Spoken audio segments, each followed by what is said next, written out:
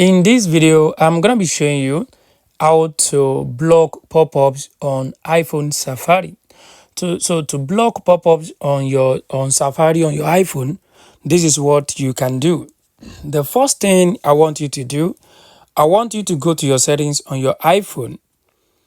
So let's open up my settings. So once you open up your settings, then I want you to scroll all the way to the bottom. I want you to tap on apps. So once you tap on apps, I want you to scroll down and look for where we have Safari. So scroll down to S, scroll down. As you can see, we have Safari here. So I want you to tap on Safari. So guys, once you tap on Safari, I want you to scroll down a little bit. You are going to see where it says block pop-ups.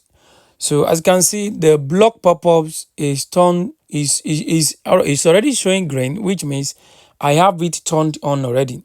If yours is off, just tap on it to turn it on. Make sure it is showing green.